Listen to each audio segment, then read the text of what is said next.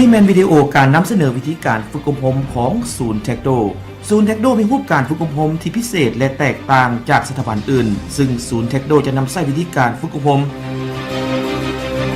1. อาจารย์จะเป็นผู้นำพาในการค้นคว้าดังนั้นอาจารย์จะเป็นผู้แนะนำและบรรยายรวม40ส่วนห้อยส่วนอีก60ส่วนห้อยแมนมาจากการค้นคว้าเป็นกลุ่มและโตของนักสัมมนากรเอง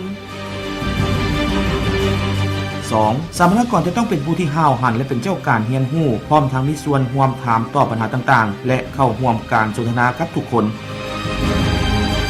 3. ตลอดเวลาที่อาจารย์บรรยายมอบเวียกเป็นกลุ่มและแลกเปลี่ยนบทเรียนกับนักสัมมนากรเพื่อเฮ็ดให้การเรียนการสอนบ่น่าเบื่อและเรียนง่ายกว่าดังนั้นนักสัมมนากรต้องเกียมโตและขึ้นนำเสนอ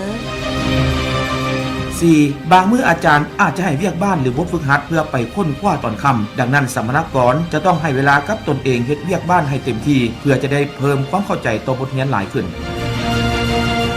5. นักสัมมนากรจะได้มีส่วนร่วมในการเป็นสิทธิเวรรับผิดชอบเวียกงานต่างๆเช่นสร้างบรรยากาศในห้องเรียนก่อนการเริ่มต้นเข้าสู่บทเรียนเป็นขัวต่อในการประสานงานระหว่างนักวิทยากรและนักสัมมนากรเป็นเจ้าการในการแจ้งอาจารย์เกี่ยวกับวิธีการเรียนการสอนให้แทดเหมาะกับบรรยากาศสถานที่และผู้เข้าร่วมฝึกอบรม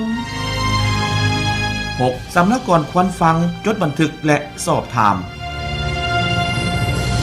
7. นักสัมมนากรควรเปิดใจให้กว้างเพื่อรับฟังความคิดเห็นของหมู่เพื่อนและอาจารย์ที่อาจจะขัดกับความคิดเห็นของทานหรือทานอาจจะรู้สึกแปลกกับความคิดเห็นเหล่านั้นแต่ขอให้ทานจดจำไว้เพื่อพิจารณาเพราะมันอาจจะเป็นบทเรียนที่ดีแก่ทานในอนาคต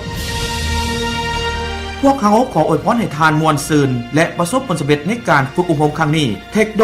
ธนาคารความรู้ของทาน